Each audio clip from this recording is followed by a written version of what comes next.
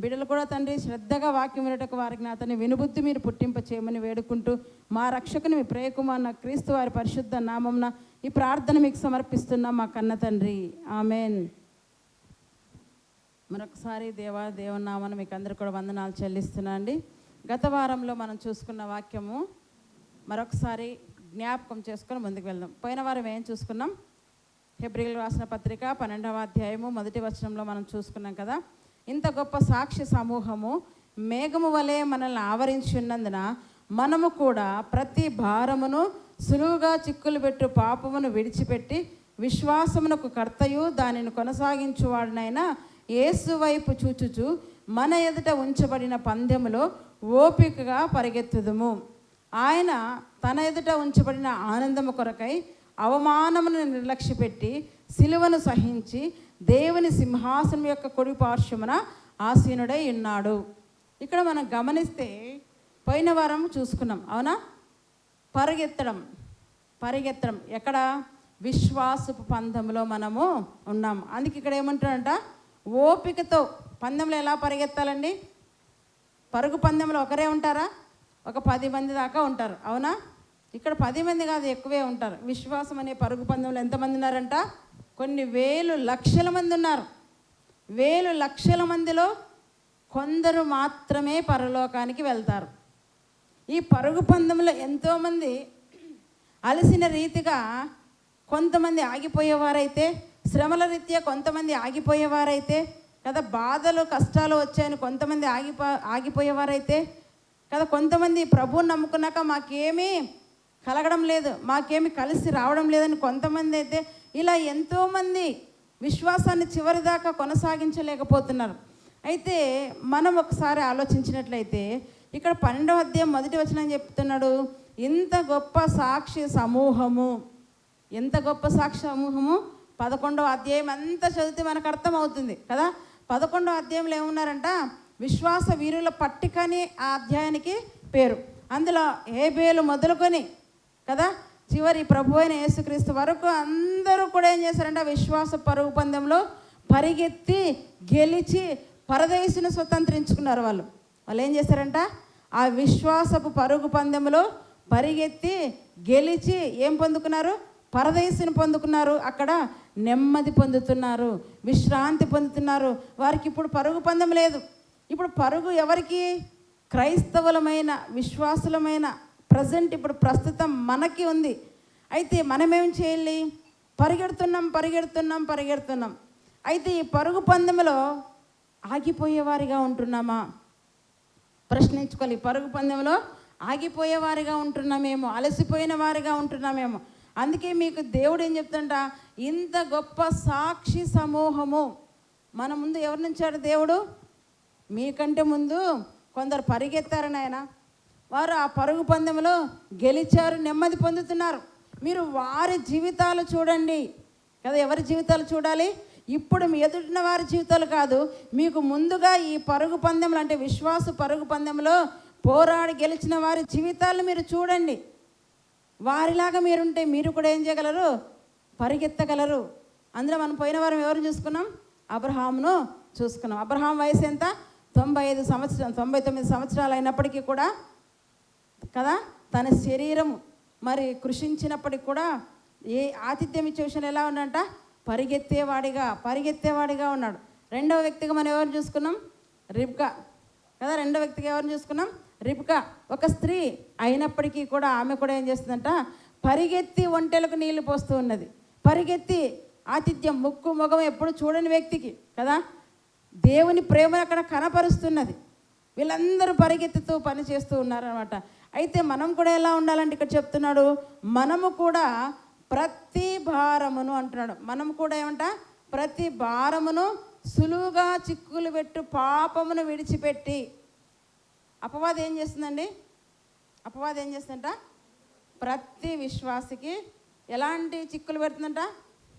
కష్టమైనటివేం కాదు, సులువుగా చిక్కులు పెట్టేసింది అపవాది ప్రతి ఒక్కరికి. సులువుగా ఈరోజు ఏం చిక్కులు పెట్టేసింది? ఈరోజు ఏం పెట్టేసింది? చిన్న జల్లులు కదా, తుఫాను పట్టుకుంది అంతే. తుఫాను చూపించి ఏం చేస్తుంది? అవసరం లేదు, ఈరోజు నువ్వు వెళ్ళాల్సిన పని లేదు, చూడు ఎంత వర్షము నువ్వు పోతున్న తడిస్తే ఏమైపోతుంది, నీకు జలుబు రావచ్చు, జ్వరం రావచ్చు కదా. ఏం అవసరం, ఒక వారం నువ్వు పోకపోయినా పర్వాలేదు. ఇక్కడే కదండి, మన సంఘమేనే కదా, అనేక సంఘాలు కూడా ఈరోజు చాలామంది ఆబ్సెంట్ అయి ఉంటారు. కారణం ఏంటంటే వర్షానికి, వాతావరణానికి భయపడి. ఆస్తమా ఉన్న వాళ్ళు బయటికి వెళ్ళారు కదా, అలర్జీ ఉన్న వాళ్ళు ఇంకా అసలే వెళ్ళారు మనం గమనిస్తే. అయితే అన్నిటినీ అధిగమించాలి, పరుగు పందెంలో అన్నిటినీ అధిగమించాలి. పరిగెత్తేవాడు పడతాడు, ఒక్కోసారి పడినప్పుడు అయ్యో నేను పడిపోయానులే, వాళ్ళు పరిగెత్తున్నారులే అని ఉంటాడా? మళ్ళా లేచి విదిలించుకొని పరిగెత్తుతాడు, అవునా కదా. పరుగు పందెంలో పడినవాడు పడినట్టే ఉంటాడా, లేచి విదిలించుకుని పరిగెత్తుతాడా? అట్లా నీవు ఉండాలి.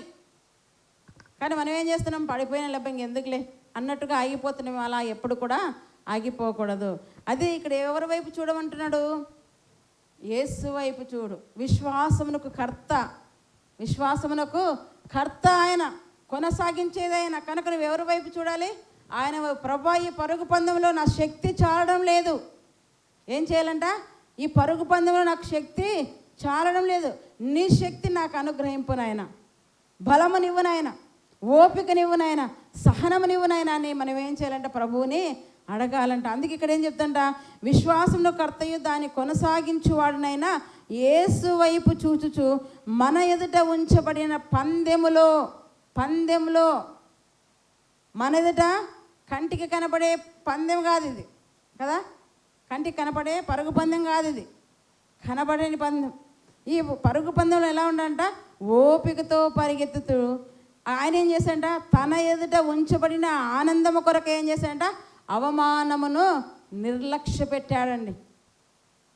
ఈ పరుగు పందెంలో పరిగెత్తేవారు పరిగెత్తుంటే చుట్టుపక్కల ప్రజలు ఏం చేస్తారు? ప్రోత్సాహపరిచే వాళ్ళు కొంతమంది కదా.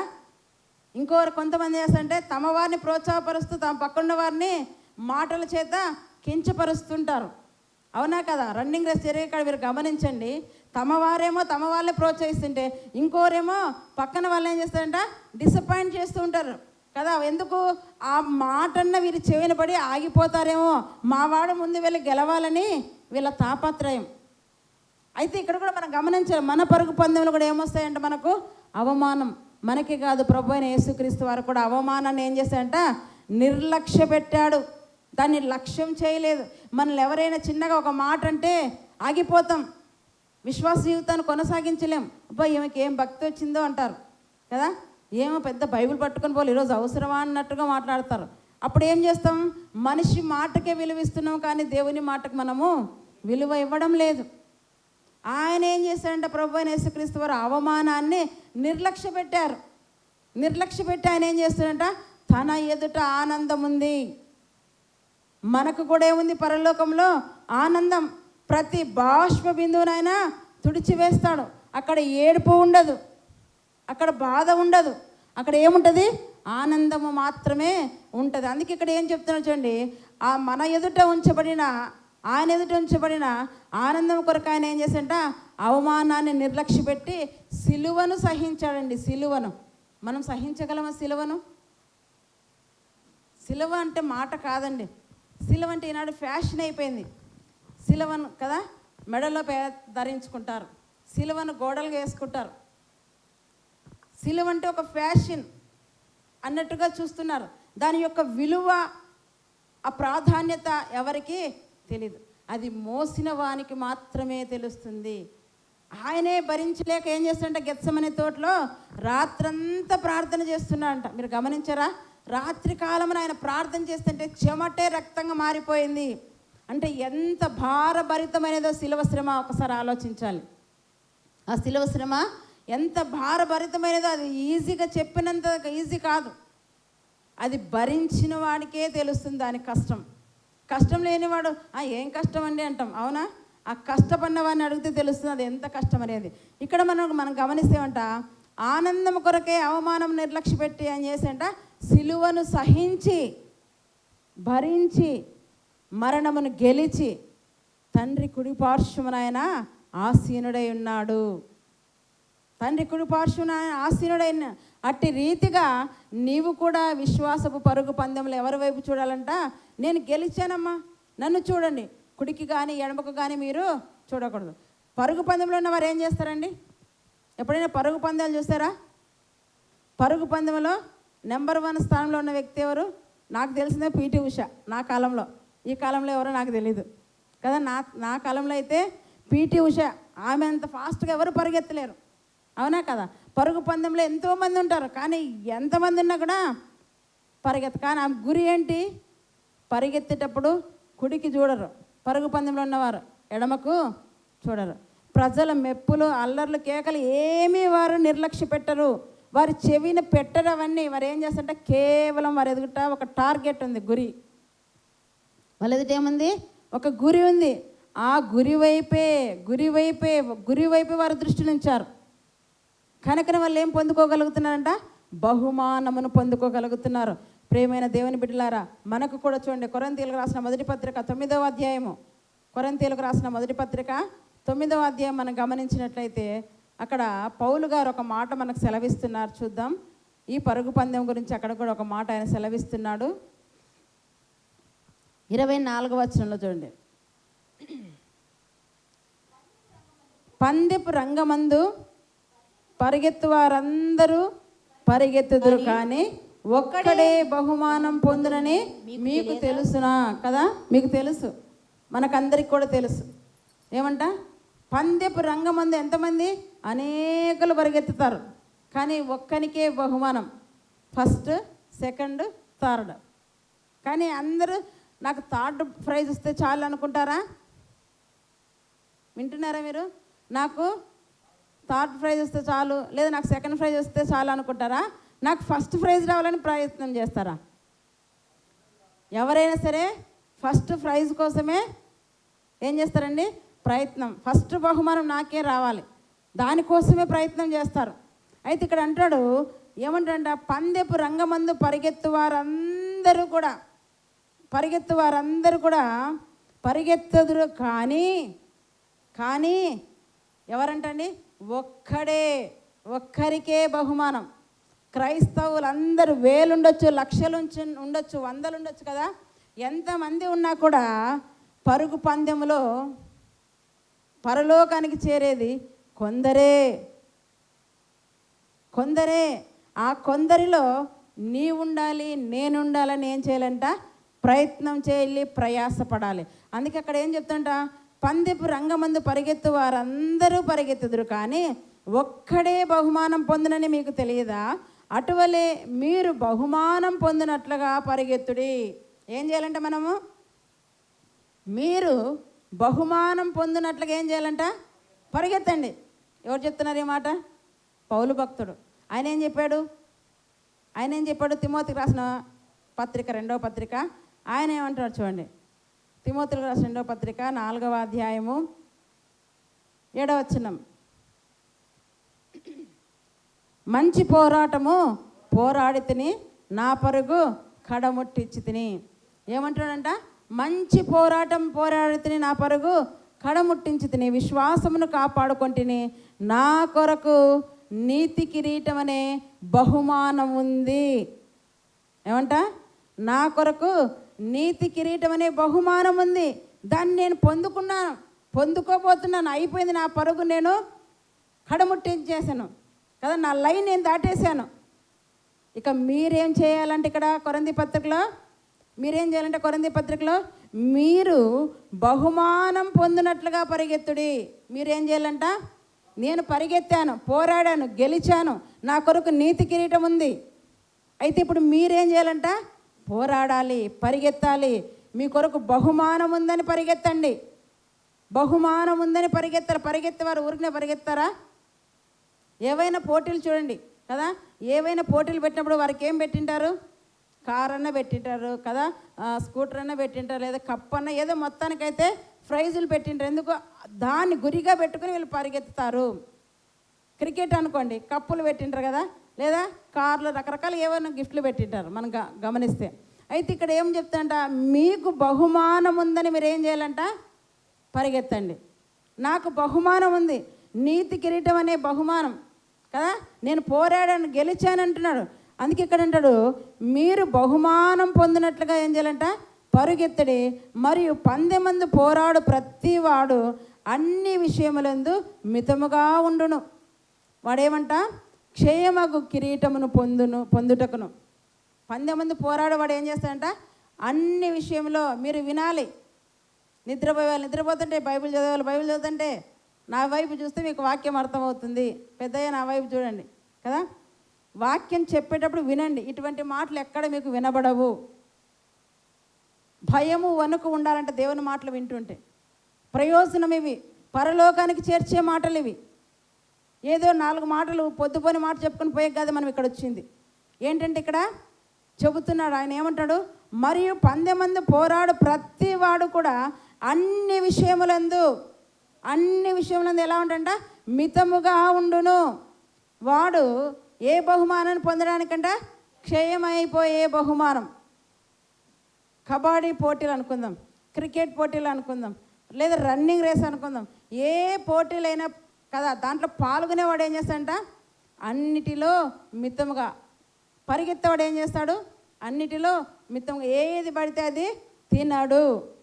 ఎందుకు తినడు? వెయిట్ అవుతారేమో, లావ్ అవుతారేమో కదా, అందుకోసం తినరు. పోనీ పరిగెత్తేటప్పుడు ఆయాసం వస్తుందేమో అంటే అన్నీ ఏది పడితే చెడమడ ఏది కూడా వారు తినరు. మితముగా మాట్లాడతారు, మితముగా నిద్రపోతారు, మితముగా తింటారు, అమితముగా తినరు, శృతి మించి తినరు ఏది కూడా కదా. ఏదంటైనా సరే అన్నిట్లో క్రమం అని కలిగి ఉంటారు. ఇది ఇంతే తినాలి కదా. మనం గమనిస్తే ఈ మధ్య పిల్లలకి ఏమంటారు? 6 ప్యాక్ కదా. 6 ప్యాక్ బాడీ ఉన్న వాళ్ళు కూడా వెయిట్ తగ్గాలన్నా, వెయిట్ ఎక్కాలన్నా ఒక క్రమ పద్ధతి అనేది వారికి ఉంటుంది. ఆ క్రమ పద్ధతిలోనే వారు దానిని ఫాలో అవుతుంటారు. ఎటు పడితే అటు తినడానికి, ఏది పడితే తినడానికి వీలు లేదు. అయితే విశ్వాసమును పరుగు పందెంలో ఉన్న మనము కూడా ఏం చేయాలంట? అన్నిటిలో మితముగా ఉండాలి. అన్నిట్లో ఎలా ఉండాలంట? మితముగా ఉండాలి. మాట్లాడటం మితంగా ఉండాలి. మాట్లాడటం ఏం చేయాలంట? నిదానించు. యాకోబు పత్రిక పోయిన వారం చూసుకున్నాం కదా. మాట్లాడటం ఏం చేయాలంట? నిదానించు. ఆగి ఆలోచించి మాట్లాడు. ఒక మాట అనేస్తున్నావు, దాని తర్వాత ఎన్ని నష్టాలో. కనుక మాట్లాడేటప్పుడు ఇది అవతల వ్యక్తికి ప్రయోజనకరమా కాదని ఆలోచించి మాట్లాడాలి. ఈ మాట వల్ల ఏమైనా లాభం ఉందా లేదా, అనవసరం మాట అయితే మాట్లాడకూడదు అన్నాడు కదా. మాటల్లో మితముగా ఉండాలి, చేతల్లో కూడా కదా, చేతల్లో కూడా మితముగా ఉండాలి, అన్నిట్లో కూడా మితంగా ఉండాలి. అందుకే ఇక్కడ అంటాడు, ఈ లోకములో పోరాడే ప్రతి వాడు కూడా అన్ని విషయంలో మితముగా ఉంటే వాడు పొందుకునే బహుమానం క్షయమైపోయేది. అదేమైపోతుంది? క్షయమైపోతుంది. ఇచ్చిన రోజు ఉన్న బహుమానం మరి ఆ విధంగా లాస్ట్ వరకు ఉంటుందా? అదేమైపోతుంది? తుప్పు పట్టిపోతుంది, పాడైపోతుంది కదా. ఒకసారి కొంతమంది అప్పులు ఎక్కువ కూడా అమ్ముకున్న వాళ్ళు కూడా ఉన్నారు. అదేమి చివరి దాకా నీతో ఏమీ ఉండదు. అయితే మీరు గమనించాలి, క్షయమైపోయే బహుమానం కొరికే వారు ఇంత క్రమముగా కంట్రోల్గా అన్ని విషయాల్లో వాళ్ళు ఉంటే నువ్వేం బహుమానం పొందుకోబోతున్నావు? అక్షయమైనది, వాడబారనిది బహుమానం. ఎలాంటిదంట? అక్షయమైన బహుమానం, వాడబారని బహుమానం నువ్వు పొందుకోబోతున్నావు. అందుకని ఇంకెంత మితముగా ఉండాలి. ఈ మాట ఆయన కూడా చూడండి, తిమోతి పత్రికలో ఏం చెప్తాడంట? ఆయన ఎట్లున్నాడంట? పరుగు పందాన్ని కడముట్టించిన వ్యక్తి. ఆయన ఎలా ఉన్నాడంటే చెప్తున్నాడు అక్కడ తిమోతిలో రాసినటువంటి 2వ పత్రిక 4వ అధ్యాయము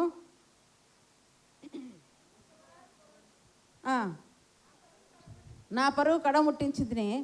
5వ వచనం అయితే నీవు అన్ని విషయములలో మితముగా ఉండుము.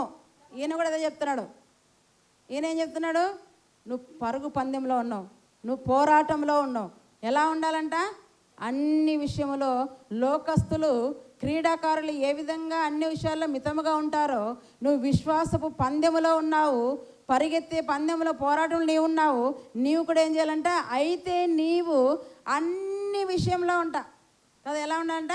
అయితే నీవు అన్ని విషయములలో మితముగా ఉండము, శ్రమపడము. ఏం చేయాలంటే క్రైస్తవులు? శ్రమపడము, సువార్తకుని పని చేయము, నీ పరిచర్యను సంపూర్ణముగా జరిగించుము. అన్ని విషయాల్లో నీవు కూడా క్రైస్తవుడు ఎలా ఉండాలంట? మితముగా ఉండాలి కదా. మితముగా క్రైస్తవుడు అంటే ఏది పడితే అది తినడానికి వీల్లేదు, ఎటు పడితే అటు పోవడానికి వీల్లేదు, ఏది పడితే అది చూడడానికి వీల్లేదు. అన్నిటిలో నువ్వేం చేయాలి? తీసివేసుకోవాలి. ఇది నా దేవునికి ఇష్టం కాదు, ఇది నా దేవునికి ఇష్టం కాదు, ఇట్లా ఉండాలి అట్లా ఉండాలి అనేసి భక్తుల జీవితాలను చూసుకుంటే నీ జీవితాన్ని మలుచుకోవాలి. ఇక్కడ ఏం చెప్తానంట, మీరు బహుమానం పొందినట్లుగా, కొరింథీ పత్రిక, మీరు బహుమానం పొందినట్లుగా పరిగెత్తుడి, మరియు 10 మంది పోరాడు ప్రతివాడు అన్ని విషయంలో ఎలా ఉనంట మితముగా ఉండును, వారు క్షేమగు కిరీటమును పొందుటకును మనమైతే ఏ కిరీటం అంటండి? మనమైతే అక్షేమగు కిరీటమును పొందుటకును మితముగా ఉన్నాము కదా. కాబట్టి నేనేమంటాడు ఆయన, నేను గురి చూడని వాని వలె పరిగెత్తువాడను. ఏం చెప్తున్నాడు పౌలు భక్తుడు? నేను గురి చూడని వాని వల్లే పరిగెత్తేవాడని కాదు, నేను ఒక గురి పెట్టుకొని ఉన్నాను. ఏమన్నాడు ఆయన? నాకు గురి లేదనుకోవద్దండి. పరిగెత్తేవానికి ఏముండాలి చెప్పండి, మీరు పలికితే మీకు అర్థమవుతుంది కదా. పరిగెత్తేవానికి ఏముండాలి? గురి ఉండాలి. ఈయన కూడా ఏమంటాడంట, గురి లేని కదా, గురి చూడని వాని వల్లే నేను పరిగెత్తేవాడని కాదు, నాకంటూ ఒక గురి ఉంది, నాకంటూ ఒక గమ్యస్థానం ఉంది. దాన్ని చేరేంత వరకు ఏదైనా సరే నేను పరిగెత్తుతూనే ఉంటాను. అందుకే అంటారు కదా, ఏమంటాడు, కాబట్టి నేను గురి చూడని వాని వలె పరిగెత్తువాడను కాను, గాలిని కొట్టినట్టు నేను పోట్లాడలేదు, కానీ ఒకవేళ ఇతరులకు ప్రకటించిన తర్వాత నేనే భ్రష్టుని అయిపోదునేమో అని నా శరీరాన్ని నలగగొట్టి దానిని లోపరుచుకుంటున్నాను. శరీరాన్ని ఏం చేస్తున్నాండి? సుఖపెట్టలేదు, ప్రేమించలేదు. శరీరాన్ని సుఖపెట్టలేదు, ప్రేమించలేదు. ఏం చేస్తున్నంట, ఇతరులకు ప్రకటించిన తర్వాత ఆ విషయంలో నేనే తప్పిపోతానేమనుకుని తన శరీరాన్ని ఏం చేస్తున్నా ఆయన నలగగొట్టుకుంటున్నాడు. మరి ఈరోజు మనం శరీరాలు నలగొట్టుకుంటున్నామా? చిన్న వానకే ఆగిపోతున్నాం కదా, కొద్దిగా ఎండ రాకూడదు ఆగిపోతున్నాం, కొద్దిగా జ్వరం రాకూడదు ఆగిపోతున్నాం, చిన్న దగ్గు రాకూడదు, ఏదో మొత్తానికి సాకు చిక్కాలి మనం ఆగిపోవాలంటే, మందిరం రాకుండా ఉండాలంటే. అలా ఆగిపోతే నష్టం నీకే, జాగ్రత్త. దేవుడు ఈరోజు హెచ్చరిక చేస్తున్నాడు. ఆయన ఏం చేస్తుంటే ఇతరులకు ప్రకటించిన తర్వాత నేనే అంటున్నాడు. అక్కడ ఏమంటారంట, గాలిని కొట్టినట్టు నేను పోట్లాడలేదు, కానీ ఒకవేళ ఇతరులకు ప్రకటించిన తర్వాత నేనే భ్రష్టుని అయిపోదునేమని నా శరీరాన్ని నలగగొట్టుకుంటున్నాను అంటాడు. చూడండి, నలగొట్టి దానిని ఏం చేస్తుంట లోపరుచుకుంటున్నాడు. మీ శరీరాలు నలగొట్టుకుంటున్నారా? లోపరుచుకుంటున్నారా? శరీరం చెప్పినట్టుగా నీవు వింటున్నావా? నీవు చెప్పినట్లుగా శరీరం వింటుందా? నీవంటే ఎవరు? ఆత్మ. పేరుంది మీకు, ఒక్కొక్కరికి ఒక పేరుంది. ఆ పేరు ఎవరికి పెట్టబడింది? శరీరానికి కాదు, ఆత్మకు కదా. ఒక్కొక్కరికి ఒక పేరు ఉందంటే ఆ పేరు శరీరానికి కాదు, ఆత్మకు. శరీరమే ఉందనుకో, కాసేపు మనుషులు ఉన్నాం అనుకో, చనిపోయాను అనుకోండి, చనిపోయిన వ్యక్తి బాడీ అక్కడే ఉంటుంది. పలానా సుబ్బయ్య చనిపోయాడు అనుకుందాం, కాసేపు సుబ్బయ్య బాడీ అక్కడే ఉంటుంది. కానీ వచ్చిన వాళ్ళందరూ ఏమంటారు? సుబ్బయ్య లేడండి, పోయినాడు. సుబ్బయ్య లేడు, పోయాడు. ఎక్కడ పోయాడు? బాడీ అక్కడే ఉంది కదా. అంటే నీవంటే ఎవరు? ఇప్పుడు ఆత్మ. పేరు ఆత్మకు పెట్టబడింది కనుక జాగ్రత్త. ఆయన ఏం చేస్తున్నాడంట, తన శరీరాన్ని నలగొట్టి లోపరుచుకుంటున్నాడంట. మీ శరీరాన్ని నలగొట్టి లోపరుచుకుంటున్నారా? శరీరం చెప్పినట్టుగా నీవు ఉంటున్నావు. శరీరం అంటది సంఘానికి వదిలే ఈరోజు వర్షం వస్తుంది కదా, సంఘానికి వదిలే ఈరోజు జ్వరం వస్తుందని శరీరం చెప్తుంది. అయితే నువ్వేం చేస్తున్నావు? అబ్బా మంచిదే కదా, నా కోసమే ఆలోచించింది నా దేహం అనుకొని ఆగిపోతున్నావేమో. ఆత్మ అంటుంది, లేదు లేదు ఇవేం పెద్దదేం కాదులే, వెళ్ళు వెళ్ళు వెళ్ళు అని నీ మనస్సాక్షి, నీలో ఉన్న ఆత్మ నేను గద్దిస్తుంటుంది. అప్పుడు నువ్వేం చేయాలి? ఎవరి మాట వినాలి కదా? వింటున్నావా? ప్రశ్నించుకుందాం ఈరోజు. అందుకే ఇక్కడ ఏం చెప్తానంట, ఆయన ఏం చెప్తాంట, నా శరీరం నలగొట్టి దానిని లోపరుచుకొనిచున్నాను. ఆయన ఎలా ఉండంట, గురి చూడని వాని వల్లే పరిగెత్తువాడను కాను అంటాడు. ఫిలిప్పి రాసిన పత్రిక చూద్దాం, ఆయన గురి ఎలా కలిగి ఉన్నాడు చూద్దాం. ఫిలిప్పీలకు రాసిన పత్రిక, అపోస్తులైన పౌలు ఫిలిప్పీలకు రాసిన పత్రికలో ఆయన ఒక మాట చెప్తున్నాడు చూడండి. అక్కడ 12వ వచనం, 3వ అధ్యాయం 12వ వచనం. ఫిలిప్పీలకు రాసిన పత్రిక 3వ అధ్యాయం 12వ వచనం. ఇదివరకే నేను గెలిచితనని అయినను, ఇదివరకే సంపూర్ణ సిద్ధి పొందితే అయినను నేను అనుకొనుట లేదు, కానీ నేను దేని నిమిత్తము క్రీస్తు యేసు చేత పట్టబడితునో దానిని పట్టుకొనవలెనని పరిగెత్తుచున్నాను. ఆయన కూడా ఏమన్నా అంటున్నాడని మీకు అదే మన కాన్సెప్ట్ పోయిన వారం కూడా చేసిన, క్రైస్తవుడా నీ పరుగు ఎటువైపు. ఇప్పుడు ఆయన ఏం చేస్తాడంట, పరిగెత్తే పందెంలో ఆయన ఉన్నాడు. ఏం చెప్తున్నాడు అక్కడ?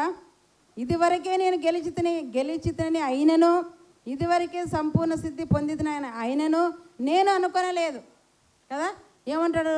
కానీ నేను దేని నిమిత్తం క్రీస్తు యేసు చేత పట్టబడితునో దానిని పట్టుకొన వల్లని పరిగెత్తుచున్నాను. దానిని పట్టుకొన వల్ల నేను పరిగెత్తుచున్నాను. 14 వచనం చూడండి.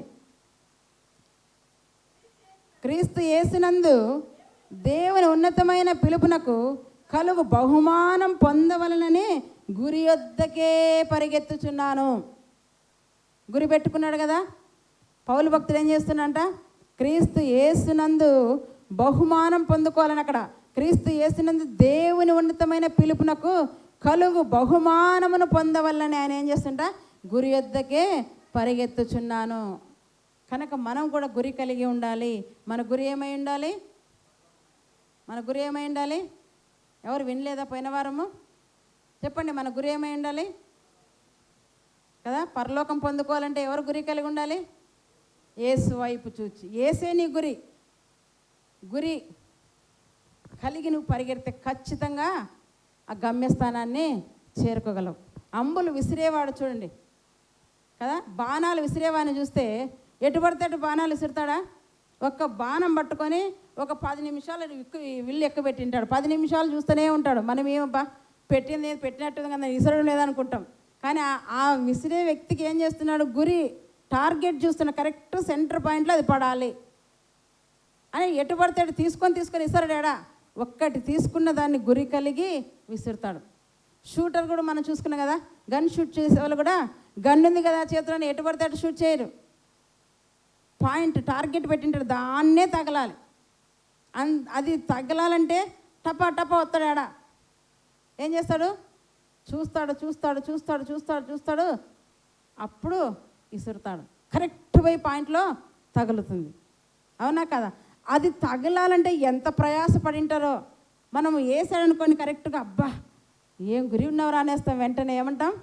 ఏం గురితో కొట్టామంటాం. ఆ గురితో కొట్టాలనే ఆలోచన లేదా అది రావాలంటే ఆయన ఎంత కష్టపడి ఉంటాడో, ఎంత నష్టపోయింటాడో, ఎంత శ్రమ పడి ఉంటాడో అది మనం ఆలోచన చేయాలి. ఊరికనే ఎవరికి ఏది రాదండి. ఎవరికి ఏది రాదు. ఏదైనా ప్రయాసపడాల్సిందే, ఏదైనా కష్టపడాల్సిందే. రక్షణ ఒకటి మనకు ఉచితంగా దేవుడు ఇచ్చాడు. అందుకే మనకు నిర్లక్ష్యం ఎక్కువ. రక్షణ ఉచితంగా ఇచ్చాడు, నిర్లక్ష్యం అందుకే కదా. ఆయన మన కోసం పరలోకాన్ని కదా సిద్ధపరిచాడు. మీరేమి చేయాల్సిన అవసరం లేదు, నా యందు విశ్వాసం ఉంచండి అన్నాడు. కానీ మనం ఏం చేస్తున్నాం? దాన్ని కూడా నిర్లక్ష్యం చేసుకుంటున్నామేమో. అందుకే హెబ్రీ పత్రికలో ఒక మాట చూడండి. హెబ్రీలు రాసిన పత్రిక, అక్కడ కూడా 2వ అధ్యాయము ఏం చేస్తున్నాం? 2వ అధ్యాయము 3-4 వచనాలు మనం చూసుకుందాం. ఇంత గొప్ప రక్షణను మనం నిర్లక్ష్యం చేసిన యెడల ఎలాగూ తప్పించుకుందాము? అట్టి రక్షణ ప్రభు బోధించుట చేత ఆరంభమై కదా. ఇంత గొప్ప రక్షణను ఏం చేస్తున్నారు మనుషులు? ఇంత గొప్ప రక్షణ మనం నిర్లక్ష్యం చేస్తే ఎలాగూ తప్పించుకుందావు? ఆలోచన చేయండి. రక్షణ ఎప్పుడు కూడా నిర్లక్ష్యం చేయకూడదు. ఉచితంగా దేవుడు నిన్ను రక్షించాడు. అందుకు నువ్వేమీ మూల్యం చెల్లించలేదు. నీకోసం సమస్తము ఎవరు చెల్లించారు? ప్రభు అయిన యేసుక్రీస్తు వారే చెల్లించేశాడు. ఆయన పరిశుద్ధ రక్తము, నిష్కలంకమైన రక్తం, పవిత్రమైన రక్తాన్ని చిందించి నిన్ను రక్షించాడు. ఆ రక్షణ ఉచితంగా వచ్చిందని నీకు నిర్లక్ష్యం ఎక్కువైందా? అయితే జాగ్రత్త, తప్పించుకోలేవు. నువ్వు దేవదూతలే తప్పించుకోలేదు. పూర్వం కదా ఎంతోమంది దేవుణ్ణి విసర్జించిన వారు తప్పించుకోలేదు. ఈనాడు నీవు తప్పించుకుందని అనుకుంటున్నావేమో, జాగ్రత్త. దేవుడు హెచ్చరిక చేస్తున్నాడు. కనుక మనం ఏం చేయాలంట? గురి కలిగి, యేసు అని గురి కలిగి మనం ఏం చేయాలంట? బహుమానం పొందుటకు పరిగెత్తాలి. అయితే ఈ వారం మనం కొందరిని చూద్దాము. మరి ఒక వ్యక్తి ఏం చేస్తున్నాడు? లూకాసు వార్త 19వ అధ్యాయము. లూకాసు వార్త 19వ అధ్యాయం. ఈ వ్యక్తి యేసు ప్రభు రాకముందు తను చేసే జాబ్ ఏంటంటే ఇన్కమ్ ట్యాక్స్ ఆఫీసర్ కదా. ఈ వ్యక్తి చేసే వృత్తి ఏంటి లేదా జాబ్ ఏంటి? సుంకము వసూలు చేసేవాడు, సుంకరి. అయితే ఆయన ఈ పని చేస్తున్నప్పుడు ఆయనకు తృప్తి లేదనుకుంటా, ఆనందం లేదనుకుంటా. ప్రజలతో అన్యాయంగా ఆయన వసూలు చేస్తున్న ప్రభుత్వం ఇంత అని మరి ఒక టార్గెట్ అంటే ఇంత మనిషితో ఇంత వసూలు చేయాలని చెప్పింటే అంతకు డబల్ ఈయన వసూలు చేసేవాడేమో. అయితే అలాంటి స్థితిలో అలాంటి పాపములైన ఉన్నప్పుడు ఒకానొక సమయమున ప్రభు అయిన యేసుక్రీస్తు వారు ఆ పట్టణానికి వెళ్ళాల్సి వచ్చిందండి. ఆ పట్టణం పేరేంటి?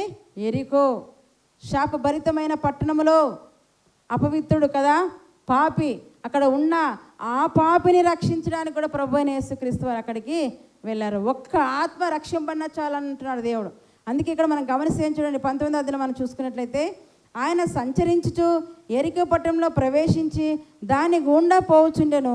ఇదిగో సుంకపు గుత్తదారుడను ధనవంతుడనైన జక్కయ్యను పేరు గల ఒకడు ఉండెను. ఏంటంటే సుంకపు గుత్తదారుడును ధనవంతుడు అంటైన. ఎలాంటి వాడంటైనా మంచి ఉద్యోగంలో ఉన్నాడు, ప్లస్ ధనము దండిగా ఉంది. ధనం అంత దండిగా రావడానికి గల కారణం ఏంటి? ట్యాక్స్ అన్యాయంగా అక్రమంగా వసూలు చేశాడు కనుక గొప్ప ధనవంతుడు అయ్యాడు. ఈజీగా ఎవరైనా ధనవంతులు అవుతారా? కదా, ఎవరు ధనవంతులు కాదు. ఈజీగా ఎవరైనా 10 అంతస్తులు బిల్డింగ్ కట్టగలరా? కట్టాలంటే ఏం చేయాలి? ఒకరిని ముంచాలి, లేదా ఒకరిని చంపాలి, ఇంకా ఏదైనా చేస్తేనే, అన్యాయం అక్రమం చేస్తేనే వాడు ధనవంతుడు అయి ఉంటాడు. కష్టపడేవాడు ఎప్పుడు కూడా 3 పూట్ల ఆహారానికే సరిపోతుంది, మిగిలేదంటూ ఏమీ ఉండదు. ఇక్కడ మనం గమనిస్తే ఈ జక్కయ్య కూడా ఎలా ఉన్నాడంట? ధనవంతుడని మరి ఇక్కడ రాయబడింది చూడండి. ఇక్కడ ఏమంటాడు ఆయన? దాని గుండా పోచుండెను. ఇదిగో సుంకపు గుత్తదారుడను ధనవంతుడైన జక్కయ్య అని పేరు గల ఒకడు ఉండెను. అయితే యేసు ఎవరో అని చూడగోరెను. ఏమనండి? ఆయనకు ఒక ఆశ కలిగిందంటండి.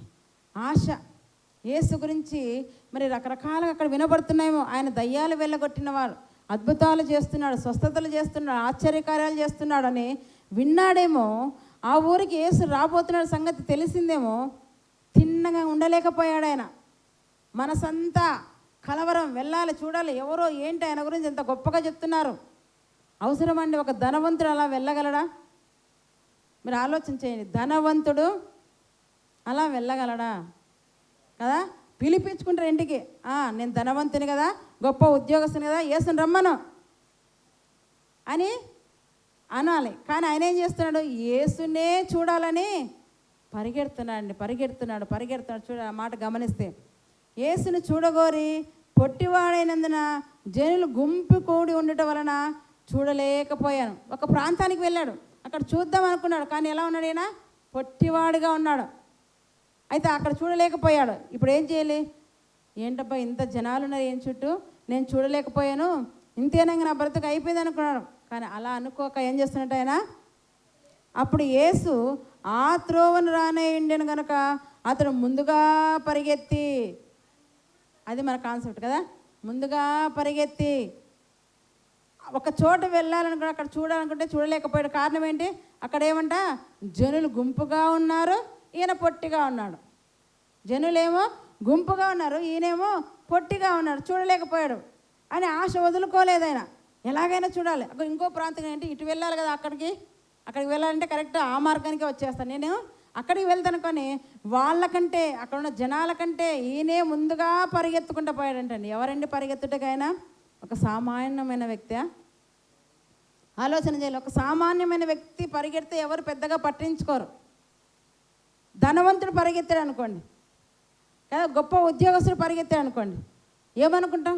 అయ్యో ఏమైంది జక్కయ్యకు, పిచ్చి పట్టిందా కదా, జక్కయ్యకి ఏమైంది, పిచ్చి పట్టింది, ఏంది అలా పరిగెత్తున్నారని జనులంతా విస్మయంతో వింతగా చూస్తారు, అవునా కదా? అయినా లక్ష్య పెట్టలేదు ఆయన. జనులందరూ నన్ను ఏమనుకున్నా పర్వాలేదు, నేను ఆ యేసును చూడాలి, ఆశ, ఆ యేసును చూడాలి, గురి అది ఉందా మీకు? ఆ యేసుని చూడాలి అని ఆయన ఏం చేశాడంట? పరిగెత్తుకుంటూ పోతున్నాడండి. పరిగెత్తుకుంటూ పోయి ఏం చేశాడంట? ఒక మేడు చెట్టు ఎక్కినట్టుగా మనం చూస్తున్నాం చూడండి. అప్పుడు యేసు ఆ త్రోవను రానేయండి కనుక అతడు ముందుగా పరిగెత్తి ఆయనను చూచుటకు ఏం చేశాడంట? ఒక మేడు చెట్టు ఎక్కి కూర్చున్నాండి.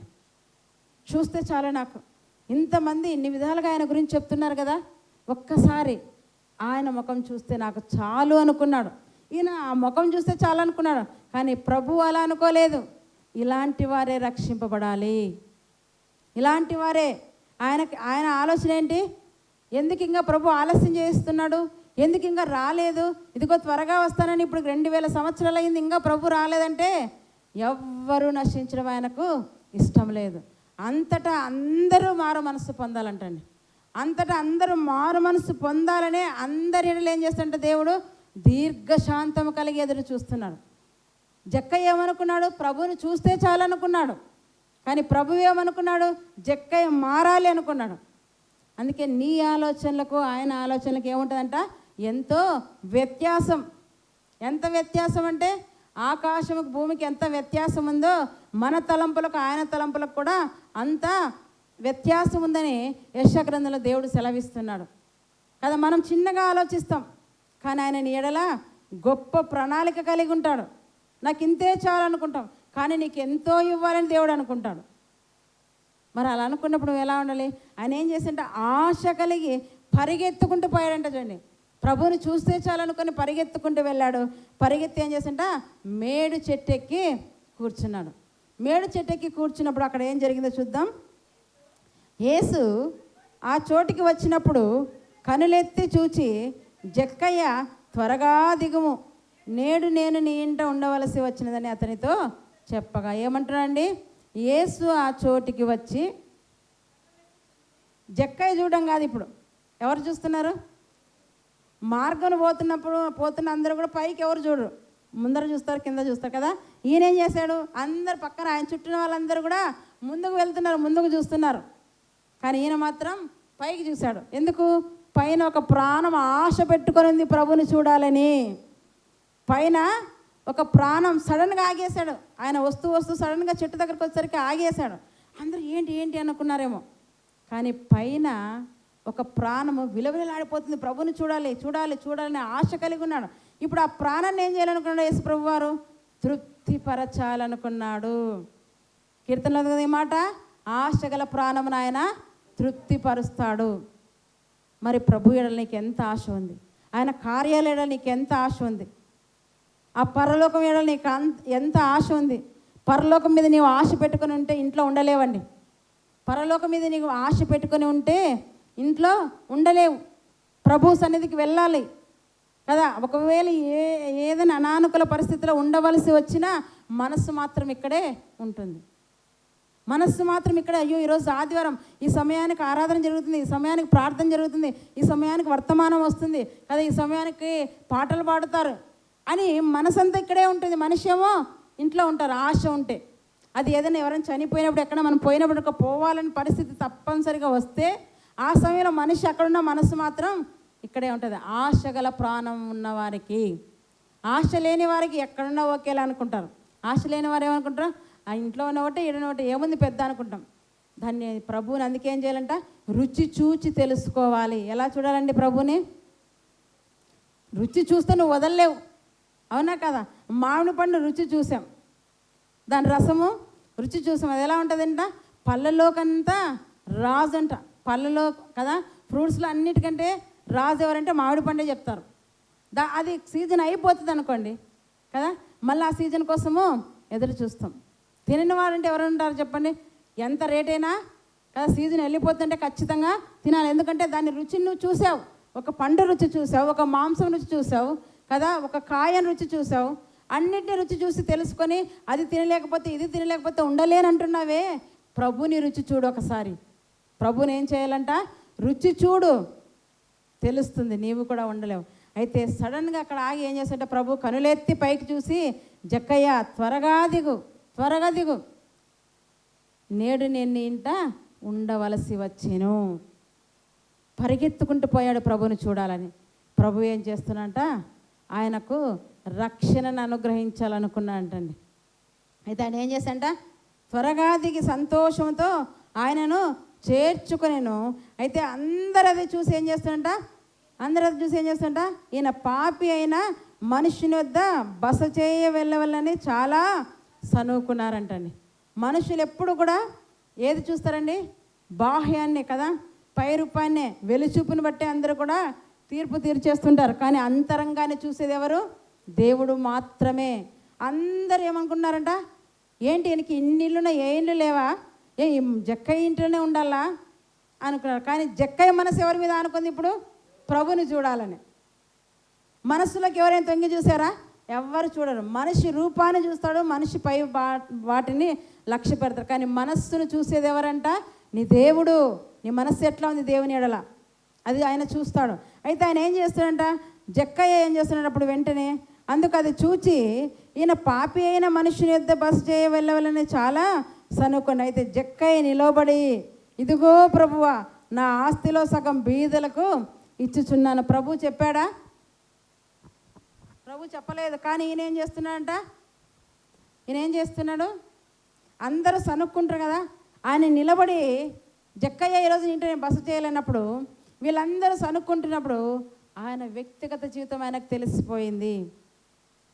ఆయన జీవితం ఆయనకు తెలిసిపోయింది. నా ఇంట్లోనా?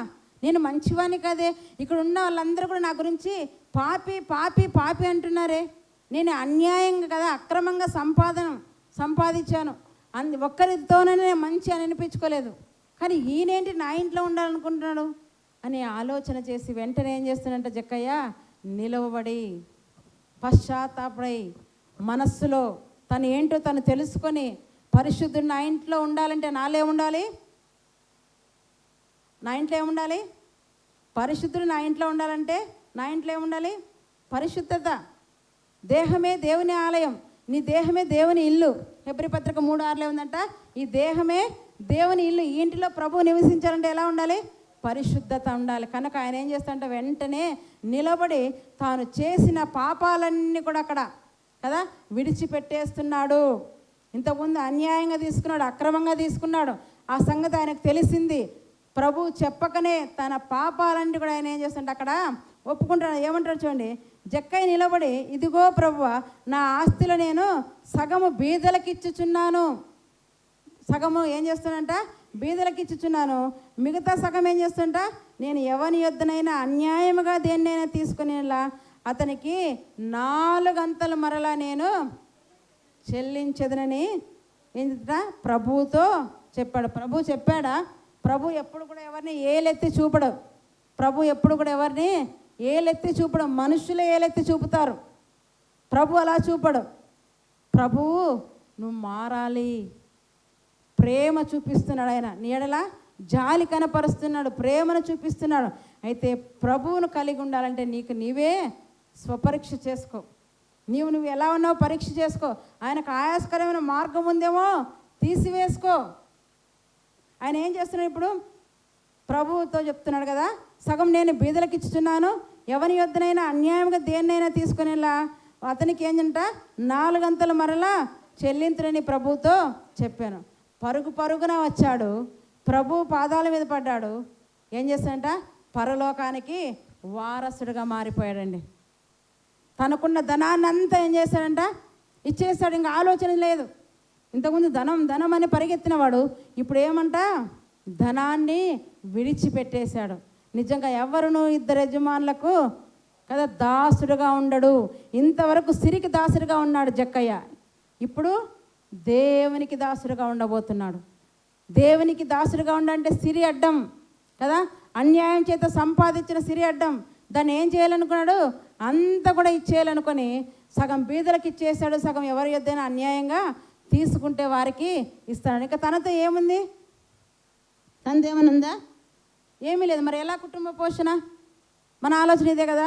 ఎప్పుడు దేవుడు దేవుడు దేవుడు అంటారు కదా, దేవుడు అని ప్రార్థనలను పరిగెత్తుతారు, మందిరం అని పరిగెత్తారు, పనిలే పాటలే. నన్ను కూడా ఎంతోమంది అన్నారు.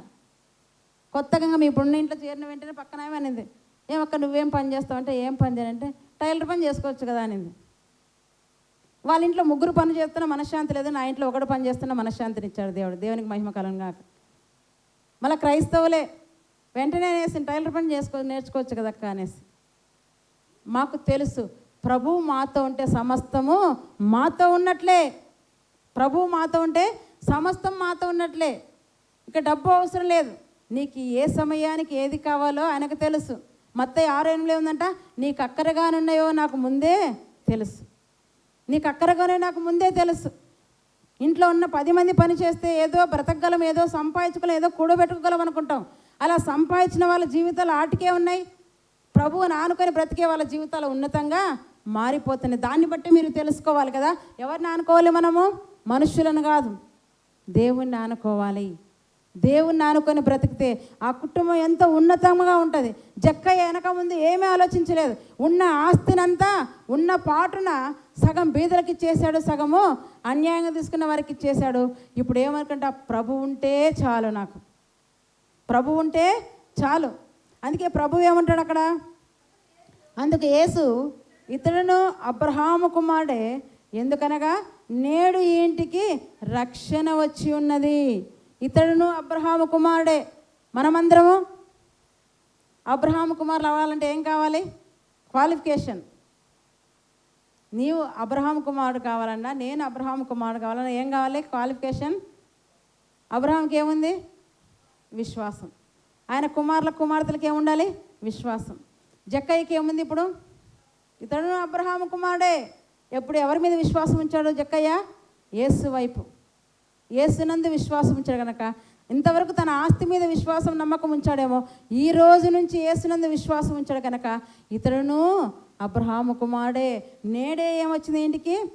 రక్షణ. రక్షణ పరుగున వెళ్ళి జక్కయ్య ఏం పొందుకున్నాడంట? రక్షణను, బహుమానాన్ని గెలిచాడా? గెలిచాడు. ఆ పరుగు పందెం అలా ఉంటుంది. ఈ పరుగు పందెంలో ఏం కోల్పోయాడు? ఆస్తిని కోల్పోయాడు కదా.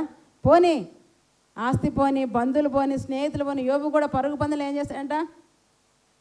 బిడ్డలు పోయారు, ఆస్తి పోయింది, పనివారు పోయారు, ఆరోగ్యమే పోయినా, భార్య విడిచిపెట్టిన ఆయన మాత్రం చివరి దాకా దేవుని కొరకు నిలబడగలిగాడు కనుక దేవుడు ఏం చేశాడంట? రెండంతల ఆశీర్వాదాన్ని, బహుమానాన్ని ఇచ్చి మళ్ళా ఉన్నత స్థితికి దేవుడు తీసుకుని వచ్చాడండి. అలా నీవు నేను పరుగు పందెంలో అన్న దేవుడు కోరుతాడు. పరుగు పనుకున్న వచ్చి ఏం చేసుకున్నాడు జక్కయ్య? రక్షణ అనే బహుమానాన్ని పొందుకున్నాడు. ఇంకో వ్యక్తిని మనం గమనిద్దాం. రాజుల రెండవ గ్రంథం 5వ అధ్యాయం. ఈ వ్యక్తి ఏమో పరుగున వచ్చి ఉన్నదంతా ఇచ్చి రక్షణ పొందుకుంటే, ఒక వ్యక్తి ఆల్రెడీ రక్షణలో కదా, దేవునిలో ఉన్నాను అనుకుంటూ ఆయన పరుగున పోయి ఏం పొందుకున్నాడో మనం ఆలోచన చేస్తూ చూడండి. 2వ రాజుల గ్రంథం 5వ అధ్యాయము 20-21 వచనాలు. 20-21 వచనాలు. అంతటా దైవజనుడైన ఎలీషాకు సేవకుడకు గెహాజీ, సిరియనుడైన ఈ నయమాను తీసుకుని వచ్చిన వాటిని అంగీకరించుటకు నా యజమానికి మనస్సు లేకపోయాను. కానీ యెహోవా జీవముతోడు నేను పరిగెత్తుకొని పోయి అతన్ని కలుసుకొని అతని యొద్ద ఏదైనా తీసుకుందని అనుకున్నాడు. ఎవరి వ్యక్తి? ఆల్రెడీ ఒక గొప్ప ప్రవక్త దగ్గర శిష్యరికం చేస్తున్నటువంటి వ్యక్తి. ఆ ప్రవక్త ఎవరంట? ఎలీషా. ఎలీషా దగ్గర శిష్యునిగా ఉన్నటువంటి గెహాజీ. ఆయన దగ్గర ఉండి ఆయన మాటలు వింటూ కదా, ఆయన అడుగుజాడల్లో అనుసరిస్తున్నటువంటి వ్యక్తికి ఆశ పుట్టిందండి. అపవాది అప్పుడప్పుడు ఏం చేస్తాడంటే మనకు కూడా వలలు విసురుతూ ఉంటాడు, వలలు వేస్తూ ఉంటాడు. అందుకే ఏం చేస్తుంటాడు? సులువుగా చిక్కులు పెట్టేస్తాడు. గెహాజీకి సులువుగా చిక్కులు పెట్టేశాడు. నయమాను కుష్టు ఉంది. ఎలీషా దగ్గరికి వచ్చాడు. ఎలీషా ఏం చేశాడంట? పోయి ఆ నదిలో మునగమన్నాడు. మరి యోర్దాను నదిలో మునిగినప్పుడు 7 మార్లు మునిగితే ఆయన దేహం పసిపిల్ల దేహం వల్లే తిరిగి ఆరోగ్యం పొందుకున్నాడు. అయితే ఆయన తెచ్చిన బహుమానాలు ఎలీషాకి ఇవ్వడానికి పోతే ఎలీషా ఏం చేశాడంట? నాకు వద్దు, నీ సొమ్ము నాకు అవసరం. నిజంగా భక్తులు ఏం చేస్తారంటే ఆశించరండి ఇతరులది. ఇతరులకి ఏదైనా పెట్టాలనే చూస్తారు కానీ ఇతరులది కావాలని ఎప్పుడు కూడా ఆలోచించరు, ఆశించరు కూడా. ఒకవేళ ఎవరైనా ఇచ్చినా కాదనలేరు. వారికి ఎలా ప్రతిఫలం తీర్చుకోవాలి, వారి రుణం ఎలా తీర్చుకోవాలని ఆలోచన చేస్తారు. అయితే ఇక్కడ ఏం చేస్తుంటే ఎలీషా నాకు వద్దు నాయనా, యెహోవా జీవంతో అంటే చూడు 16వ వచనంలో, ఎలీషా ఎవరి సన్నిధిని నేను నిలబడి ఉన్నానో ఇశ్రాయేలు దేవుడు నా యెహోవా జీవంతో నేను ఏమీ తీసుకునని నయమానని చెప్పి పంపించాడు. అయితే పక్కనే ఉన్న గెహాజీకి ఏమొచ్చిందంట? ఆశ, దురాశ. గర్భం ధరించి ఏమైందట? పాపము కంటుంది. ఆశ ఉంటుంది మనిషికి సహజంగా అందరికీ. కానీ ఆ ఆశ ఏం కాకూడదంట? దురాశ కాకూడదు. ఇప్పుడు గెహాజీ మరి నయమాను తీసుకొచ్చిన కానుకల కోసము పరిగెడుతున్నాడంటండి. దురాశపరుడు అయిపోయాడు. ఏం చేస్తున్నాడు? నా యజమానికి తెలివి లేదు, బుద్ధి లేదు కదా, నేనైనా యెహోవా జీవంతో పోయి తెచ్చుకుంటే ఎన్ని రోజులు ఇక శిష్యరికం చేసుకుంటుందను? సరిగా తిండి లేదు కదా, సరిగా ఫెసిలిటీస్ ఏమీ కూడా లేవు. ఏంటి నాకు ఈ కర్మ అనుకున్నాడేమో కదా. నిజమైన క్రైస్తవుడికి ఏమంటే ఇందాక మనకు వాక్యంలో దైవజనుడు ఏం చెప్పాడంట, వాళ్ళు ఏ వస్త్రాలు వేసుకున్నారు? పట్టు వస్త్రాలు వేసుకోలేదు, గొర్రె చర్మాలు. ఏం వేసుకున్నట్టండి? మేక చర్మాలు. వారికి ఈ లోకం యోగ్యమైనది కాదు. అందుకే వాళ్ళు ఎక్కడ నివసిస్తున్నారు? కొండల్లో, అడవుల్లో, గుహల్లో, సొరంగాలలో. నిజమైన భక్తులు అలా అక్కడికి వెళ్ళిపోతారు. ఎందుకంటే ఈ లోకంలో ఇమడలేరు. లోకమంతా పాపంతో నిండి ఉంది, అన్యాయం చేత నిండింది, అక్రమం చేత నిండింది, సహించలేరు. అయితే ఇక్కడ కూడా మనం గమనిస్తే ఈ గెహాజీ ఏం చేస్తున్నాడు చూడండి. అంతటి దైవజనుడు ఎలీషాకు సేవకుడకు గెహాజీ, సిరియనుడైన ఈ నయమాను తీసుకొని వచ్చిన వాటిని అంగీకరించుటకు నా యజమానునికి మనస్సు లేకపోయాను. కానీ యెహోవా జీవం తోడు నేను ఏంటంట పరిగెత్తుకొని, దేనికోసం పరిగెత్తున్నాడు ఈయన? ధనం కోసం. ఎవరు? ఇద్దరు యజమానులకు దాసుడుగా ఉండడు. జక్క ఏమో ధనం అనే యజమానిని విడిచిపెట్టేసి దైవత్వాన్ని పట్టుకున్నాడు. మరి గెహాజీ వచ్చేసి ఏం చేస్తాడంట? దైవత్వం అంటే దేవుని సన్నిధిని విడిచిపెట్టి ధనం కోసము పరిగెడుతున్నాడు. మనమైతే చాలా సేఫ్ కదా. మనం ఏం చేస్తాం? మేము అలా లేంలేండి. ఎందుకు? మాకు రెండు కావాలి, అవ్వ కావాలి, బువ్వ కావాలి, ధనము కావాలి, దేవుడు కావాలి. ఆదివారం వస్తే దేవుడు కదా, మిగతా 6 రోజులు ధనం. డబ్బు లేకపోతే ఎలా బతుకుతామండి?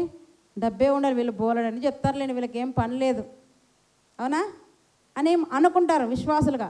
అలా ఉండొద్దండి. నీకు ఉన్నా లేకపోయినా ఏ స్థితిలో అయినా నిన్ను పోషించగలవాడు నీ దేవుడు. ఆకాశ పక్షులను చూడండి, అవి విత్తవు, కోయవు, కొట్టలో కూర్చుకొని, అయినను నేను వాటిని పోషిస్తున్నాను. మీరు వాటికంటే బహుశ్రేష్ఠులు కారా? దేవుడు ప్రశ్నిస్తాడు, మీరు వాటికంటే బహుశ్రేష్ఠులు కారా? కనుక మనం ఈరోజు ఎవరి మీద ఉంచాలంట? ఈయన ఏం చేస్తున్నాడంట? దేవుని సన్నిధిని కదా, మరి దేవుని యందు భయభక్తుల ఒక దైవజనుని విడిచిపెట్టి, ఆ మాటలు విడిచిపెట్టి, నిత్య జీవం గల మాటలు విడిచిపెట్టి ఎక్కడికి వెళ్ళిపోయాడంట? ధనం కోసం పరిగెత్తాడండి. 21వ వచనంలో, నయమాను కలుసుకొనుటకై పోచుండగా నయమాను తన వెనక నుండి పరుగునా వచ్చుచున్న వాణిని చూచి తన రథం మీద నుండి దిగి వాణ్ణి ఎదుర్కొని క్షేమమా అని అడిగాను. అతడు క్షేమమే అని చెప్పి చూశాడంట కదా. రథం పరిగెడుతుంది, మళ్ళీ ఎక్కడ మిస్ అయిపోతానని గెహాజీ ఏం చేశాడంట? రథం పరిగెడుతుంటే రథం కోసం పరిగెత్తాడు. నయమాను వెంట ఆ రథాన్ని మరి కలుసుకోవాలని, ఆ నయమాను కలుసుకోవాలని రథంతో పాటు ఆయన పరిగెత్తాడంట. వెంటనే వెనక్కి తిరిగి చూసరికి ఎవరో వస్తున్నారని నిలబెట్టి, మరి ఆగగానే ఏమైనా వచ్చా అంటే ఇప్పుడే ఏం చేశాడంట? నా దైవజనుడు పొరుగురు నుంచి 2 వ్యక్తులు వచ్చారు, పోయి వాళ్ళ కోసం బట్టలు లేపు కదా, వెండి తీసుకురాపని పంపించాడు. నీకు ఏదన్నా ఆశ ఉంటే నువ్వు తీసుకో. మళ్ళీ పైగా దైవజనుడు ఏం చెప్తున్నాడు? అబద్ధాలు. ధనం అపేక్షించువాడు ఏం చేస్తాడంట? అవివేకములైన హానికరములైన పాపంలో పడిపోతాడు, శ్రమలు కదా. 1 తిమోతి 6:10 మీరు ఆ మాట ఉంటుంది గమనించండి. ధనాపేక్ష గలవాడు ఏం చేస్తాడంట? ఒకసారి ఆ మాట చూసుకుందాం. తిమోతి రాసిన 1వ పత్రిక 6వ అధ్యాయం 10వ వచనం. ఎందుకనగా ధనాపేక్ష సమస్తమైన కీడులకు మూలము. కొందరు దానిని ఆశించి విశ్వాసం నుండి తొలగిపోయి నానా బాధల్లో తమ్మును తామే పొడుచుకున్నారు. ధనాపేక్ష గలవారై ఎక్కడి నుంచి తొలగిపోయారంటండి? ఎక్కడి నుంచి తొలగిపోయారంట? విశ్వాసం నుండి తొలగిపోయారంట. విశ్వాసం అనే పరుగు పందెంలో నీవు ఉన్నావేమో. దుష్టుడు సులువుగా చిక్కులు పెట్టు పాపాన్ని నీకు చూపిస్తాడు, ఆ వలలో వేస్తాడు. గెహాజీకి ఏమేశాడంట? ధనాపేక్షను పుట్టించాడు. పరిగెత్తాడు గెహాజీ, పరుగున వెళ్ళి ధనమును వస్త్రములు తెచ్చి యజమానికి తెలియకూడదని మరి ఆయన దాచిపెట్టుకున్నాడు. కానీ ఆయన ఏం పొందుకున్నాడో తెలుసా? అలా వెళ్ళి దాచిపెట్టుకున్న తర్వాత ఏం జరిగింది చూడండి. 26వ వచనం. అంతటి ఎలీషా వానితో, ఆ మనుష్యుడు తన రథము దిగి నిన్ను ఎదుర్కొన్నట్టుకు తిరిగి వచ్చినప్పుడు నా మనస్సు నీతో కూడా రాలేదా? ఎలీషాకు తెలియదు అనుకున్నాడు గెహాజీ, ఎలీషాకు తెలియదు అనుకున్నాడు. కానీ ఏదో ఒక రీతిగా దేవుడు తెలియజేస్తాడు. మాకు కూడా చాలామంది దైవజనులకు ఏం తెలియదులే అనుకుంటున్నారు. ఎవరి ద్వారా రప్పించాలో వారి ద్వారా సమాచారం మాకు తెలియజేస్తాడు దేవుడు. కాకుల చేతైనా పంపించేస్తాడు వర్తమానం కదా. తెలియదు అనుకుంటారు. మీరు చేసే తప్పులు పాపాలు అన్నీ తెలుసు. మీ పక్షాన ప్రభు సన్నిధిలో ప్రార్థన చేస్తుంటే, ప్రభు వీరికి ఎన్ని మాటలు చెప్పాలయ్యా, ఎన్ని మాటలు హెచ్చరించిన వీళ్ళు మరలా తిరిగి కుక్కతో ఒక వంకర అన్నట్టుగా ఎన్ని దెబ్బలేసి కట్టినా కూడా అది వంకరగానే, వారి బుద్ధి వంకరే, వారి ప్రవర్తన వంకర, వారి జీవితమే వంకరగా బ్రతుకుతున్నారు, వారు మారడం లేదే అని బాధపడుతుంటాం, ప్రార్థన చేస్తుంటాం. మేము ఒకరికి డిస్కషన్ చేసుకుంటే ఏంటి వాళ్ళిట్లో వీళ్ళిట్లో ఏంటి, వీళ్ళ కోసం ఎంత ప్రార్థన చేస్తే వీళ్ళు మారడేంటి అని ఎంతో బాధపడుతుంటామండి. మా మనసు మీతోనే ఉంటుంది. మీరు అనుకుండొచ్చు ఏదో ఆదివారం చూసి వెళ్ళిపోతామని, కానీ మా మనసు ఎప్పుడు మీతోనే ఉంటుంది. మీరు ఏం చేస్తుంటారు, ఏం ఆలోచన చేస్తారు, ఎట్లా ఉన్నారు, ఎక్కడ ఉన్నారు అన్నీ కూడా మాకు తెలిసిపోతూ ఉంటాయి. ఎవరో చెప్తారు అనుకోద్దని, ఎవరు మాకు చెప్పరు, ఆటోమేటిక్గా తెలిసిపోతుంటే అంతే. ఇక్కడ కూడా గెహాజీకి పరుగున వెళ్ళి తెచ్చుకున్న సంగతి ఎవరికి తెలిసిందంట? ఎలీషాకు. ఎలీషా ఏమైనా పోయినాడు ఆయన వెంట? పోలేదు. ఎలా తెలిసింది? ఆయన మనస్సు వెళ్ళింది. గెహాజీ మనస్సు ఎలాంటిదో ఎలీషాకు తెలీదా? శిష్యరికం చేస్తున్నాడు కదా, ఆయన కూర్చున్నప్పుడు, లేచినప్పుడు, సంఘంలో ఉన్నప్పుడు అన్నీ ఆయన చూసింటాడు కదా, అప్పుడే తెలిసిపోతుంది. అందుకే ఏమంటాడు ఇక్కడ, నా మనస్సు నీతో కూడా రాలేదా? ద్రవ్యములను, వస్త్రములను, ఒలివ చెట్లను, ద్రాక్ష తోటలను, గొర్రెలను, ఎడ్లను, దాసదాసులను సంపాదించుకుంటకు ఇది సమయమా? నిజంగా సమయం కాదు. అంటే ఏం చేస్తుంటే, కాబట్టి నయమాను కలిగిన కుష్టు నీకును నీ సంతతికిని సర్వకాలము. ఏం తెచ్చుకున్నాడు? పరుగున పోయి. ఒక వ్యక్తి ఏమో పరుగున వెళ్ళి తన ధనాన్నంతా దారబోసి రక్షణ తెచ్చుకుంటే, మరొక వ్యక్తి ఏమో ఆల్రెడీ రక్షణలో ఉన్నటువంటి వాడే, ఆల్రెడీ సేఫ్ ప్లేస్లో ఉన్నటువంటి వాడే పరిగెత్తుకుంటూ పోయి ఏం చేసుకున్నాడంట? పాపాన్ని, రోగాన్ని కొని తెచ్చుకున్నాడండి. తను తెచ్చుకుంటే పర్వాలేదు, ఇంకెవరు తెచ్చారంట? తన బిడ్డలకి, తన వారసత్వానికి. ఎప్పటి వరకు ఇది? సర్వకాలము. ఇంటికి కదా ఏం తెచ్చిపెట్టాడంట? కుష్ఠరోగం. ఎవరికి తగ్గింది? నయమానికి తగ్గింది. కారణం ఏంటి? దేవుణ్ణి విడిచాడు కదా, ధనాన్ని పట్టుకున్నాడు. కనుక ధనం పట్టుకుంటే ఏమైపోయాడంట? పాడైపోయాడు. అందుకే బైబిల్లో ఒక మాట చక్కగా ఉంటుంది, సామెతల గ్రంథంలో, ధనం నమ్ముకున్నవాడు పాడైపోవును. రాసుకోండి, బైబిల్లో ఉంది ఆ మాట. ధనమును నమ్ముకున్నవాడు పాడైపోతాడు. ధనం కావాలి, బ్రతుకు కోసం కావాలి. అడగండి, ప్రభు నాకు ఒక పని ఇవ్వండి, నాకు కొంచెం సొమ్ము ఇవ్వు, ఈ పని ఆ పని ప్రభువుని అడగండి, ఇస్తాడు. కానీ అన్యాయంగా, అక్రమంగా ఏది తీసుకున్నది నీ యొద్ద నిలవదు. కనుక ఇక్కడ ఏం చేశాడు ఆయన? పరుగున పోయి ఏం తెచ్చుకున్నాడు? కుష్ఠరోగాన్ని తెచ్చుకున్నాడు. కనుక ఈ లోకంలో ఎన్నో పరుగులు ఉన్నాయి. ఆ పరుగులో నీ పరుగు ఏ పరుగు? ఒకసారి నువ్వు పరీక్షించుకోవాలి. నువ్వు విశ్వాసం అనే పరుగు పందెంలో ఉన్నావు. ఆ విశ్వాసం అనే పరుగు పందెంలో ఉన్నప్పుడు ఏం చేస్తుంటే దుష్టుడు సులువుగా చిక్కులు పెట్టు పాపంలో పడివేస్తాడు. ఈ వ్యక్తి ఎక్కడున్నాడంట? గెహాజీ ఎక్కడున్నాడు? ప్రవక్త దగ్గరనే ఉన్నాడు. రేయింపగ్గలు ప్రవక్త దగ్గర సేవ చేసుకుంటూ ఉన్నాడు. కానీ ఏమైపోయాడు? దారి తప్పిపోయాడు. మీరు ఆదివారం వస్తే మళ్ళీ ఆదివారం వరకు రారు. మిగతా 6 రోజులు లోకంలో ఉండాలి. దుష్టుడు ఏ పక్క నుంచి మీకు ఉరులేస్తాడో తెలీదు. కానీ మీరు జాగ్రత్తగా ఉండాలంటే ఏం కలిగి ఉండాలి? హృదయంలో వాక్యం కలిగి ఉండాలి. గురిని హృదయంలో ఏముండాలంట? గురి కలిగి ఉండాలి. నేను పరలోకం వెళ్ళాలి, ప్రభు బ్రతికినట్లుగా నేను బ్రతకాలి, నాకు ముందుగా భక్తులు బ్రతికినట్లుగా నేను బ్రతకాలని ఒక నిరీక్షణ నీకు ఉండాలి. అందుకని ఏమిటంట పౌలు గారు, నా పరుగు కడముట్టించితిని, నేను విశ్వాసాన్ని కాపాడుకుంటే నా కొరకు నీతి కిరీటం ఉంచబడింది అని అంటున్నాడు. కనుక దేవుని మాటల కొరకు ఏం చేయాలంటే మనము పరుగున వెళ్ళేవారిగా ఉండాలని ఇక్కడ వాక్యం ద్వారా దేవుడు మనకు హెచ్చరిస్తున్నాడు. పూర్వం మనం గమనించి చూడండి, మార్క్స్ వార్త 6వ అధ్యాయము 32వ వచనం. మార్క్స్ వార్త 6వ అధ్యాయం 32వ వచనం మనం చూసుకొని ముగించుకుందాం. ఆనాడు ప్రజలు ఎలా ఉన్నటువంటి వారు చూడండి. మార్క్స్ వార్త 6వ అధ్యాయము 32వ వచనం. కాగా వారు దోణి ఎక్కి అరణ్య ప్రదేశమునకు ఏకాంతముగా వెళ్ళిరి. వారు వెళ్ళుచుండగా జనులు చూచి అనేకులు ఆయనను గుర్తెరిగి సకల పట్టణం నుండి అక్కడికి కాలినడకన పరిగెత్తి వారి కంటే ముందుగా వచ్చారండి. ఏం చేశారంట? జనులు అనేకులు యేసు ప్రభు శిష్యులు వేరే ప్రాంతానికి వెళ్తున్నారు. ఆయన ఏకాంతంగా ఒక చోటు ఉందని వెళ్తుంటే అది జనులు చూసి ఏం చేశారంట? పరిగెత్తుకుంటూ కాలినడకన పరుగున ఏం చేశారంట? అనేక పట్టణం నుండి ఏం చేశారంట? సకల పట్టణం నుండి ఏమొచ్చారంట? అక్కడికి కాలినడకన పరిగెత్తుకుంటూ వచ్చారు. ఇక్కడి నుంచి కదా మరి సంజీవపురానికి పరిగెత్తుకుంటూ వెళ్ళారా? ఇక్కడ నుంచి మీ పల్లెలు మాకు తెలియదు, పరిగెత్తుకుంటూ కాలినడకన వచ్చారా మీరు? పోనీ టౌన్ నుంచి పరిగెత్తుకుంటూ కాలినడకన వచ్చారా దేవుని మాటల కోసం?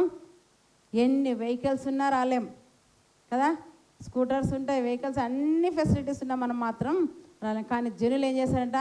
వాళ్ళు ఏకాంతమైన ప్రదేశానికి వెళ్తుంటే అది చూసి సకల పట్టణంలో వారు ఏం చేశారంట, ఆయన మాటలు వినడానికి ఏం చేశారంట, కాలినడకన పరిగెత్తుకుంటూ వచ్చారంటండి. అటువంటి ఆసక్తి నీకు ఉండాలి. దేవుని మాటల కొరకు ఏం చేయాలంటే నీవు పరిగెత్తుకుంటూ వెళ్ళాలి. దేవుని మాటల కొరకు పరిగెత్తుకుంటూ వెళ్ళాలి. కారణం, ఆ మాటలే నిన్ను పరలోకానికి చేర్చగలవు. లేఖనంలో నిత్య జీవం కలదని వాటిని తలంచి మీరు ఏం చేయాలంట, పరిశోధించండి. యోహాను 5:39 ఆ మాట ఉంటుందండి కదా. లేఖనంలో ఏముంది మనకు? నిత్య జీవం. దేవుని మాటలేందే నిత్య జీవం. నిత్య జీవం ఆ పరలోకం నువ్వు పొందుకోవాలంటే ఆ మాటల కొరకు నువ్వు పరుగున నీవు రావాలి. పరుగున నీవు రావాలి. మరి ఎక్కడికి పరిగెడుతున్నావు? సినిమాలకు పరిగెడుతున్నావా? పెళ్ళిళ్ళకు పరిగెడుతున్నావా? ఫంక్షన్లకు పరిగెడుతున్నావా? మీ సొంత వ్యాపారాల కోసం పరిగెడుతున్నావా? లేదా దైవికమైన దేవుని మాటలు వినడానికి దేవుని పనుల కోసం పరిగెడుతున్నావా? వేటిలో నీ పరుగు ఉంది? ఒకసారి పరీక్షించుకోండి, ఆలోచించండి, సరిచేయండి కదా. దేవుని విషయంలో, దేవుని పనుల విషయంలో మనం పరుగు ఉండాలి. ఈ పరుగు పందెంలో ఎలా ఉండాలంట, ఎన్నో శోధనలు వస్తాయి, శ్రమలు వస్తాయి, ఇబ్బందులు వస్తాయి, అపవాది సులువుగా చిక్కులు పెడతాడు. అయినా మనకేముండాలి? ఓపిక కావాలి. ఓపిక అవసరం. ఆయన వైపు చూడాలి. అప్పుడే నీకు బహుమానము ఇస్తాడు. అక్షయమైన బహుమానం నీకు ఆయన ఉంచాడు. కనుక అక్షయమైన బహుమానం కోసం మనం ఏం చేయాలంట, అన్నిట్లో మితముగా ఉండాలి. భక్తులు ఏ విధంగా పరిగెత్తి మరి పరదేశులు నెమ్మది పొందుతున్న ఆ రీతిగా మనం ఉండాలి కదా. క్షయమైన వాటి కోసం కాదు. ధనము క్షయమైపోతుంది, బంగారము క్షయమైపోతుంది, వెండి క్షయమైపోతుంది, డబ్బులు బీరువాలో పెట్టండి, పెట్టెలో పెట్టండి, ఏమైపోతాయి కొద్ది రోజులకు. పాపం ఒక వ్యక్తి 10 లక్షలు కూడా పెట్టుకున్నట్ట ట్రంక్ పెట్టెలో. ఎన్ని లక్షలండి? 10 లక్షలు కూడా